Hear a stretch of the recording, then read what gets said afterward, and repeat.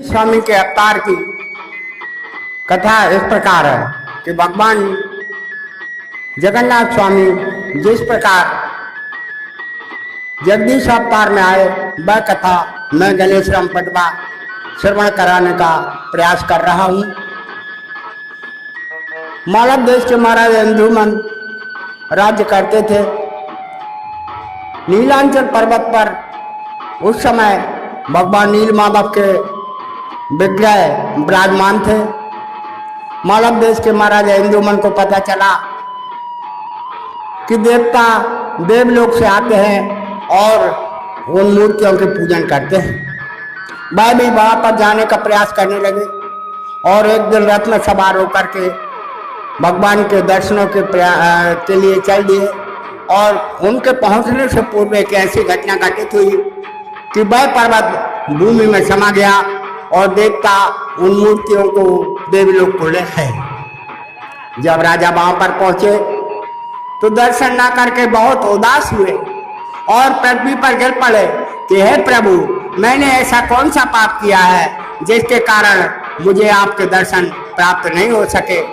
तभी एक आकाशवाणी हुई कि हे राजन, तुम चिंता मत करो, तुम्हें दारू विग्रह के रूप में इसी स्थान पर भगवान नील माधव के दर्शन अवश्य प्राप्त होंगे।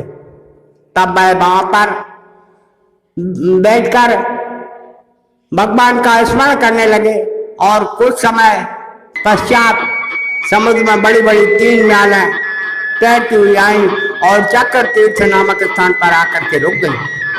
उन म्यालों में शंख चक्र गदा पद्म आदि के निशानों को देखकर राजा आनंद विभोर झूम उठे और उन म्यालों को उठवाकर गुड़ीचा के मंदिर में ले आए और उन म्यालों से मूर्तियां बनाने का प्रयास किया, परंतु उन पर कोई औजार नहीं चले। तभी वृद्ध बढ़ई के रूप में भगवान आए और उन्होंने एक शर्त रखी कि हम बंद कमरे में बैठ करके मूर्तियां बनाएंगे और जब तक हम मूर्तियों को बनाए तब तक दरवाजा ना खोला जाए। राजा ने उनकी शर्त स्वीकार कर ली और बंद कमरे में बैठ करके वह राजा वृद्ध बढ़ई मूर्तियों को बनाने लगे। रानी को कुछ दिन के बाद शंका हुई कि ये वृद्ध बढ़ई थे, अभी तक दरवाजा खोलकर बाहर नहीं आए, क्या कारण है? हे राजन, दरवाजा खोल करके देखना चाहिए। तब रानी के आग्रह पर राजा ने दरवाजा खोला और जब दरवाजा खोला तो वृद्ध बढ़ई वहां पर मौजूद नहीं थे, बल्कि उनके स्थान पर जगदीश स्वामी, बलराव जी महाराज और सबोद्रा माई की अपूर्ण प्रतिमाएं वहां पर मौजूद थी। तब राजा फिर उदास हुए कि हे प्रभु, मैंने आपका कहा ना मानकर मैंने दरवाजा खोल दिया, ये मूर्तियां पूरी नहीं बन पाई, अपूर्ण प्रतिमाएं बनी, अब मैं क्या करूं? हे प्रभु, इस प्रकार से वह उदास होने लगे। उसी समय पुनः आकाशवाणी हुई कि हे राजन, तुम उदास मत हो, हमारी इच्छा कलयुग में इसी रूप में रहने की थी। आप इन पर द्रव्य आदि छिड़कवा कर मंदिर में स्थापित करा दो।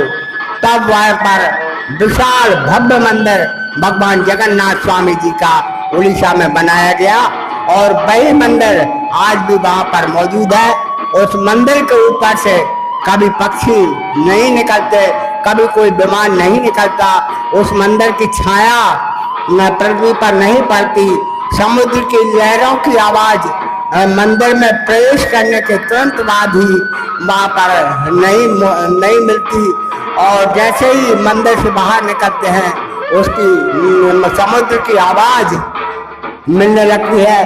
और वहां पर जो पकवान बनाया जाता है, भगवान को भोग लगाने वाला, तो 7 बर्तन रखे जाते हैं एक के ऊपर एक, और सबसे ऊपर वाला जो बर्तन होता है उसमें सबसे पहले चावल पकते हैं। उन्हीं से प्रसाद बनाकर भगवान का अटका का प्रसाद चढ़ाया जाता है। बोलिए जगन्नाथ स्वामी की।